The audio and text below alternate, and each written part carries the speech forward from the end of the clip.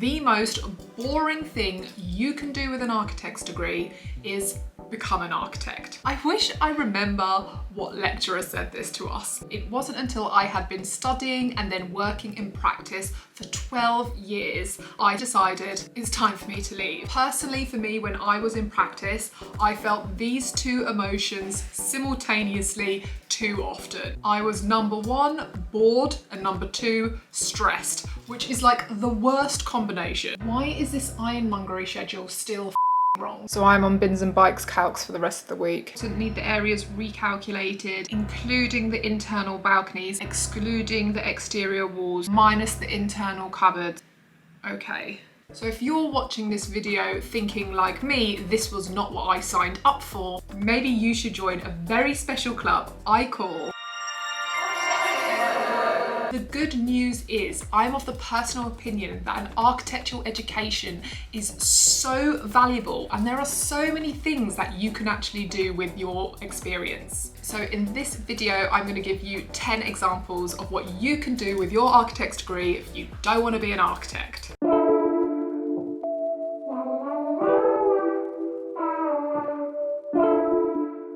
Hello, my name is Hannah Bennyhood. Welcome back to my channel. On my tiny corner of the internet, I share my creative journey. That is something you're interested in, be sure to click subscribe. Do we think Honey's going to be distracting here? Honey, are you going to say hello if you must stand there? This is my dog, Honey. She keeps me company. She's usually sleeping in the corner of my studio, but clearly she wants to be involved today. Right, let's get straight into it, shall we? Number one, you can do what I did and you can become an artist. If you are interested in transitioning from working as an architect to working as an artist, my oh my, have you landed in the right place. I have multiple videos on how I got to where I am today. Do check them out. I would point out that I really do owe a lot of my artistic career to my architectural education and my experience. I would not be the same artist that I am today if I just went and studied fine art. My knowledge of the built environment, of understanding local authorities, of understanding how developers use their money has completely contributed to me building up my career as an artist. Having this knowledge has allowed me to carve out a little niche in the market for myself, and I use the fact that I am an architect as well as an architect as a unique selling point when I am attracting clients. So just know that even if you don't end up using your degree in the typical way, that doesn't mean that the degree has been a waste of time or a waste of money. In fact, it might be just the thing that sets you apart. Number two, you could become a fabricator or a model maker. I personally was really drawn towards building installations because when I was in practice and I was further away from the university workshop, I sort of felt like there was this gap, like being extended between me as a draftsperson and me as a craftsperson. Especially if you're in a large practice, you can go years without going onto site, and it felt like all my work was just screen-based and I just really wanted to get my hands on materials again. If you two are someone who's desperate to make things, then maybe going into fabrication might be something you should look into. Number three, you could teach. I personally absolutely adored architecture school, and I think that is actually what kind of made practice a little bit harder for me, because I really felt like it was quite the bump down into reality when you actually get into architectural practice, because architecture school is so unbelievably creative. So when I was offered the opportunity to teach, I absolutely grabbed it with both hands. I ended up going down to 4 days a week of practice, and I actually led a postgraduate studio. It was the perfect way to kind of try and balance out the sometimes mundane life of practice with that ridiculous conceptual creativity that you get from university. If teaching is something you are interested in, I would recommend writing to people and asking if you could be a guest critic. If that goes well and you offer the students good advice and you get on with the tutors, you kind of start getting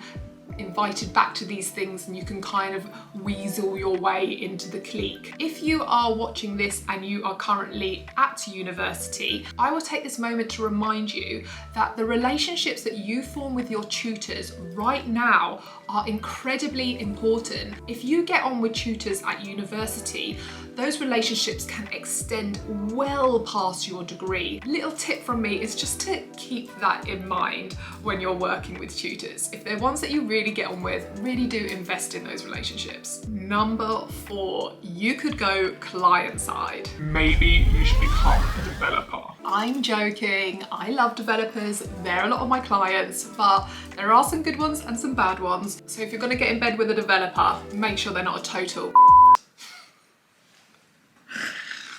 oh, definitely gonna have to bleep that one out. Sorry, mum. Working for developers, no easy ride. I mean, they know what their priorities are. If you're down for the rough and tumble and you want to spend loads of time on site, like maybe that's the right thing for you. I have also had many friends that have gone into public sector, working for either local authorities or the GLA. And I have to say, they are making big moves. It's so interesting to see what you could actually do and how you can affect change as a commissioner rather than someone that actually delivers. So maybe if you felt when you were in practice, briefs that you were getting just weren't what you wished you were working on, maybe you could actually go sort of higher upstream and be a kind of person who actually informs those briefs in the first place. Number 5, you could go and work for a charity. Perhaps if in university you sort of had these big dreams of working on schemes that would have these real societal impacts, and maybe you feel like being an architect isn't quite living up to that expectation, then maybe you could actually go and work for a charity or a not-for-profit. There are some amazing charities that work alongside the industry. For example, I have worked with a charity called Crash. Crash connects people who are homeless or different homeless charities, and also people within the construction industry. Maybe you could even go into lobbying and think about how you could actually try and inform planning policy, go even higher up the chain. Lord knows we need some changes around here. Number 6, you can become a specialist consultant. I'm always a little bit suspicious when you say to someone at a party, oh, what do you do? And they say, I'm a consultant. It's like, what does that mean? That doesn't actually mean anything. What is this about? Let me sort this out, 1 minute. What I mean by this, if there is a specific bit of architecture that you love, do not be afraid to hone in and get niche. If you become an expert in a certain part of an industry, that can be extremely valuable. I know people who have studied and work as architects, but also specialize in workplace consultancy or in sustainability or in BIM. These jobs in particular actually command a higher salary than your average sort of rank and file architect, because all of a sudden you become a lot harder to replace and become a real asset to a practice. So if there is something in particular within the architectural industry that you are interested in, go for it. You do not have to be a generalist. Number 7, you could go into research or academia. There are lots of really interesting practices that are kind of architecture, built environment adjacent, that are doing really fascinating research. If you're someone who really misses the theory and the deep dive of university life, then maybe research or academia is for you. Within that sort of world, you could also think about curator roles or working within heritage, for example. Number 8, visualizations. If you are the kind of person who are like, do you know what? I just genuinely don't care about the nuts and bolts of all of this. I just want to make pretty pictures. Then maybe visualizations are for you. To be able to communicate our ideas as architects to clients is absolutely fundamental, and visualizations are a huge part of this. This could be CGI, or maybe you're amazing at drawing. A little worry that I would have about this is that I have noticed that some practices have been outsourcing this through websites like Fiverr to be able to get them done quite cheaply abroad. Also, with the development of AI, I would just personally have a little thing in the back of my mind and just think about long-term career prospects and how you make sure you become invaluable to a practice if that's a career choice that you want to make. Number 9, you could just become a different kind of designer. Now, I do too often think that architects think that they're good at everything and they're actually not good at everything. But maybe you are. Maybe there is something in particular that you are good at. Like maybe you really do have an eye for graphic design, or maybe print is something that calls you, or maybe it's fashion, or maybe you're an architectural photographer. You do have some key building blocks that you've got from your architectural education and a design eye, which means you can turn that and refine those skills in a different industry. I had a colleague who was actually a landscape architect and then completely flipped his career and started a kitchen company with his wife, and their kitchens are amazing. They did my kitchen at home. I love it. Number 10, you could move into industry support. There are lots of people around architecture that if they had that background knowledge of an architectural education, I'm sure would come in super handy. For example, maybe it could be like PR. When I was in my 20s, a recruiter tried to recruit me as an architectural recruiter. He offered me 50k on the spot. I turned it down because personally I couldn't be like the estate agent of architectural jobs, just like not for me. Maybe if you're a natural people person, you're a natural sales person, you're very good at networking, then something like recruitment could work for you.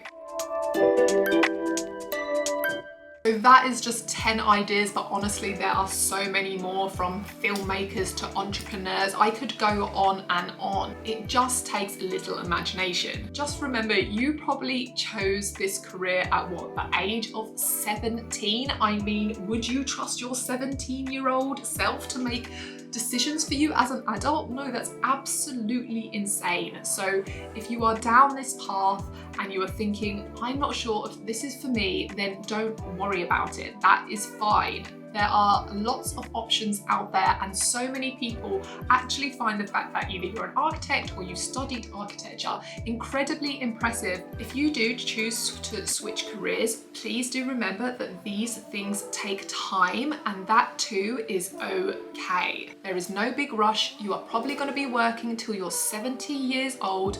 You don't need to have your together by the time you're 30. You've got another 40 years ahead of you. As a final bit of advice, if you are a qualified architect like myself and you do choose to switch careers, I would highly recommend maintaining your architectural license and continuing to pay your ARB fees. It's a real pain in the arse to try and get back on the register if you get off it. And also switching careers takes quite a long time, so it's really great to be able to have the ability to freelance as an architect on the side whilst you're actually doing your career switch. And it also means that you can legally call yourself an architect, which is great. If you enjoyed this video, please give it a thumbs up. If you've got any questions or comments, do just leave them down below. And if you would like to see more from me, then don't forget to subscribe to my channel. I hope this serves as a little dose of inspiration, and to all my architect pals out there, good luck whatever you decide to do.